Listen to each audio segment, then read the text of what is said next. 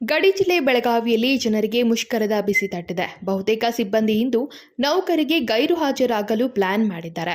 ಬೆಳಗಾವಿಯಲ್ಲಿ ನಿತ್ಯ 700 ಬಸ್ಸುಗಳು ಕಾರ್ಯಾಚರಣೆ ಮಾಡುತ್ತಿದ್ದವು. ಚಿಕ್ಕೋಡಿ ಭಾಗದಲ್ಲಿ 668 ಬಸ್ಗಳ ಓಡಾಟ ಇತ್ತು. ಎರಡೂ ಕಡೆಗಳಲ್ಲಿ ನಿತ್ಯ 4300ಕ್ಕೂ ಅಧಿಕ ಜನ ಸಿಬ್ಬಂದಿ ಕಾರ್ಯನಿರ್ವಹಿಸುತ್ತಿದ್ರು. ಸದ್ಯ ಈವರೆಗೆ ಡಿಪೋದಿಂದ ಬಸ್ಸುಗಳು ಹೊರಗೆ ಬಂದಿಲ್ಲ. ನಾವು ಬೆಳಗ್ಗೆ 5 ಗಂಟೆಗೆ 6 ಗಂಟೆಗೆ CBT ಬರ್ಬೇಕಾಗ್ತೈತ್ರಿ. ಬಟ್ ಈಗ ಕಾಲೇಜ್ಗೆ ಹೋಗಕ್ಕೂ ಬಸ್ ಇಲ್ಲ, ಊರಿಗೆ ಹೋಗಕ್ಕೆ ಬಸ್ ಇಲ್ಲ ಅಂತಂದ್ರೆ ಈಗ ಎಕ್ಸಾಮ್ಗೆ ಹೋದ ನಾವು ಫಸ್ಟ್ ಇಯರ್ ಸೈನ್ಸ್ ಸ್ಟೂಡೆಂಟ್ಸ್ ಅದೇವ್ರಿ. ಸೊ ಓದಬೇಕಾಗ್ತೈತಿ. ಮನ್ಯಾಗಿದ್ರೆ ಮನ್ಯಾಗಾರ ಓದ್ತಿದ್ದು, ಇಲ್ದ್ರೆ ಕಾಲೇಜ್ಗೆ ಬಂದು ಯೂನಿಟ್ ಟೆಸ್ಟ್ ಸ್ಟಾರ್ಟ್ ಆಗ್ತಾವು. ಬಟ್ ಈಗ ನಮ್ಗೆ ಓದಾಕ ಟೈಮ್ ಕೊಡ್ತಿದ್ದು ಕಾಲೇಜಲ್ಲಿ. ಕಾಲೇಜ್ಗೆ ಹೋಗೋಕ್ಕೂ ಬಸ್ ಇಲ್ಲ, ಊರಿಗೆ ಹೋಗಕ್ಕೆ ಬಸ್ ಇಲ್ಲ. ಏನು ಮಾಡ್ಬೇಕು ಅನ್ನೋದು ತಿಳಿತಾ ಇಲ್ಲ ನಮ್ಗೆ ಇವಾಗ. ದೂರದ ಊರುಗಳಿಂದ ಬರುವ ಬಸ್ಸುಗಳು ಮಾತ್ರ ಬಸ್ ನಿಲ್ದಾಣಕ್ಕೆ ಆಗಮಿಸಿವೆ. ಅಲ್ಲದೆ ಇಂದು ಸಾರಿಗೆ ಮುಷ್ಕರ ಹಿನ್ನೆಲೆ ಬೆಳಗಾವಿ ಬಸ್ ನಿಲ್ದಾಣಕ್ಕೆ ಮಾರ್ಕೆಟ್ ಠಾಣೆಯ ಪೊಲೀಸರು ಎಂಟ್ರಿ ಕೊಟ್ಟಿದ್ದಾರೆ.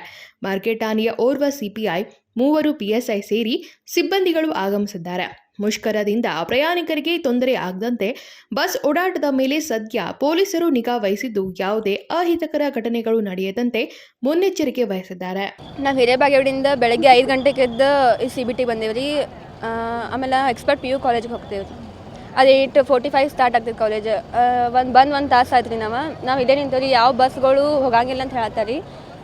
ನಮ್ಮ ಕಂಡಕ್ಟರ್ನ ಕೇಳಿ ಅದು ಹೋಗಂಗಿಲ್ಲ, ನಮ್ಮ ಊರಿಗೆ ಹೊಳ್ಳಿ ಹೋಗಂಗಿಲ್ಲ ಅಂತ ಅಂತೀರಿ. ಮತ್ತು ಈಗ ನಾವು ಕಾಲೇಜ್ಗೆ ಹೋಗ್ಬೇಕಂದ್ರೆ ಅದಕ್ಕೂ ಬಸ್ ಇಲ್ಲ ರೀ. ವಾಪಸ್ ಊರಿಗೆ ಹೋಗ್ಬೇಕಂದ್ರೆ ಅಲ್ಲೂ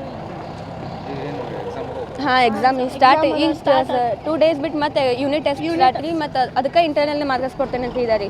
ಈಗ ನಾವು ಬಂದು CBT ಒಳಗೆ ನಿಂತು ಎಲ್ಲರೂ ನೋಡ್ಕೊಂಡು ನಿಂತ್ಬಿಡ್ಬೇಕು. Vinod Kolkar, KMM Kannada news, Belagavi.